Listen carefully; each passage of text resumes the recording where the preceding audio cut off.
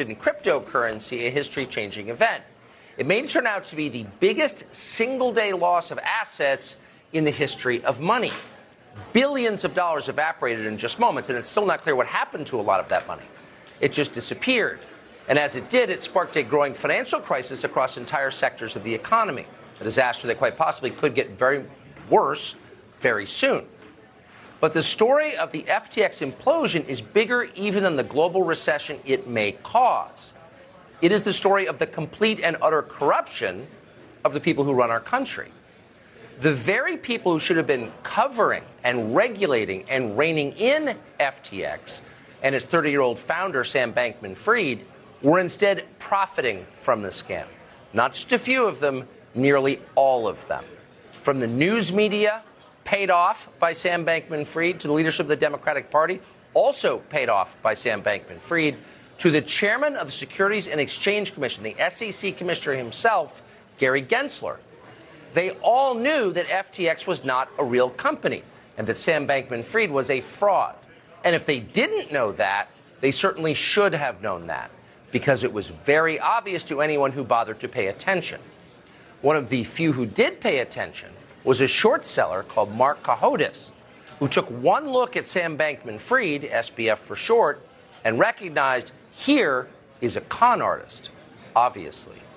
Watch this tape, which aired on Hedgeye TV, a small investment advice channel, back in October.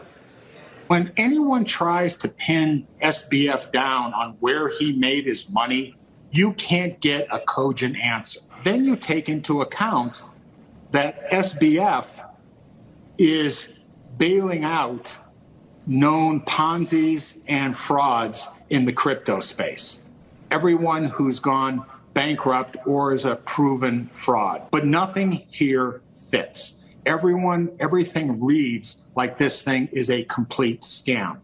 And I think this thing is dirty and rotten to the core. So if that guy on a small audience investment channel could tell that Sam Bankman-Fried was a fraud, where was Gary Gensler of the SEC? And by the way, the tell in the sentence you just heard is that Sam Bankman-Fried couldn't explain where he got his money. Here you are, a 30-year-old billionaire. How'd you do that? If you can't tell us, then maybe that's a red flag, and you would think most investors would have recognized it. But for the most part, they didn't. Nor do they seem to notice the obvious incompetence of Sam Bankman-Fried's business partner / girlfriend, Caroline Ellison. Ellison was totally and obviously unqualified for the job she claimed to have. She had no track record of success at anything. She reportedly wrote online about her drug use. And then, on a podcast back in May, months before the collapse, Caroline Ellison just came out and admitted that she had no idea what she was doing. Watch this. Do you think that you have been able to pull this thing off without your mathematics degree, or it has been the pillar of your trading activity? Yeah, absolutely could pull it off without my math degree. Use very little math. When you start out as like an intern and you do something and accidentally lose, maybe $1,000 for your desk, you're like, oh God, like everyone's going to hate me now. Like this is terrible. And over time you have to get comfortable with larger and larger swings of money. Trying to think of a good example of a trade where I've lost a ton of money. Well, I don't know. I probably don't want to go into specifics too much with that. Oh, I've lost a ton of money. No big deal. It's not mine. And no, there's no math here at the cryptocurrency exchange. Now, let's send her billions of dollars. Lost a lot of money that investors, including institutional investors, including individuals who are hoping to retire with that money, all gone because we don't do math. It's so outdated. But here's the amazing thing. None of this seemed to faze the biggest institutional investors. Sequoia, their entire job is to what? Assess risk.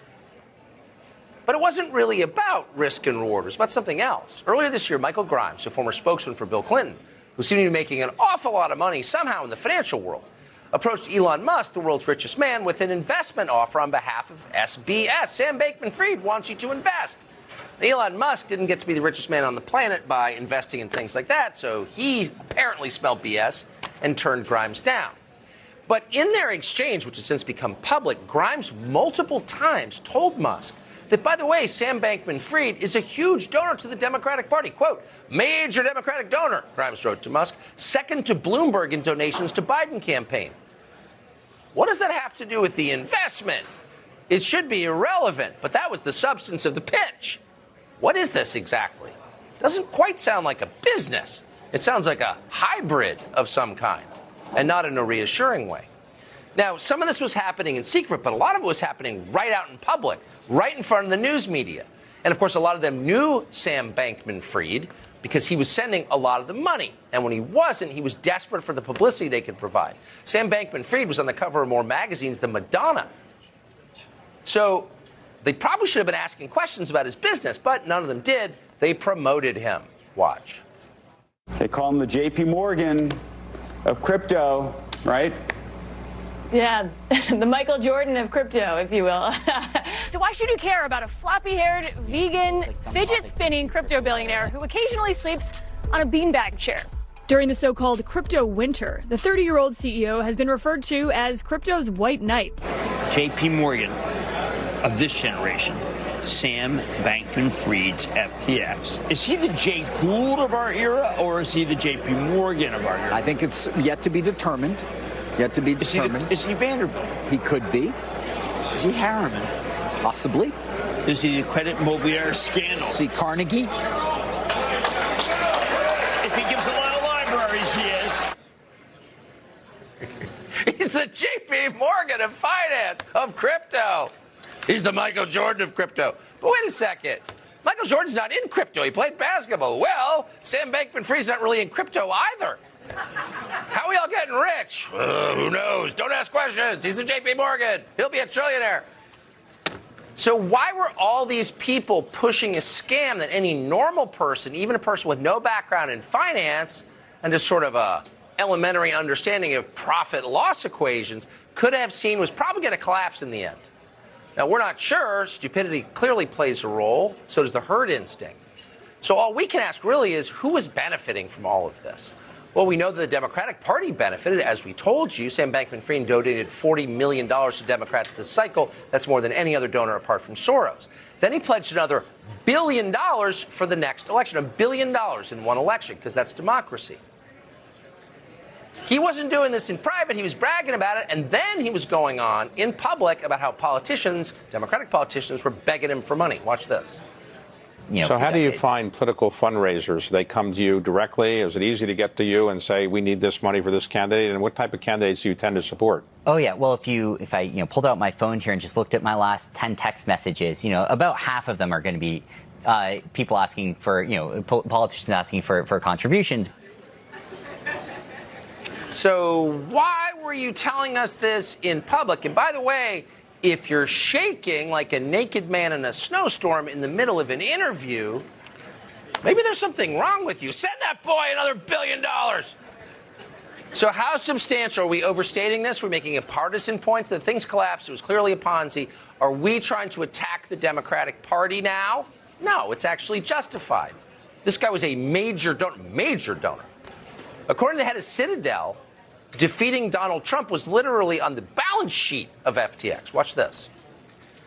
FTX crosses into a zone that all of us are worried about.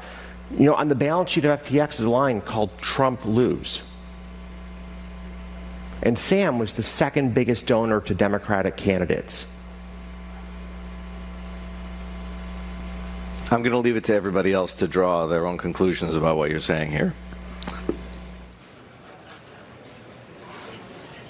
Then the reporter says, but we're out of time. We can't go too deeply into that. Really? Let's go more deeply into it. It's pretty interesting. So, of course, politicians love the guy because he was just a cash spigot, and that's what they want most. But where were the regulators? Because there is a government that's supposed to be independent of office holders, a regulatory state that keeps Ponzi's from happening. Where were they?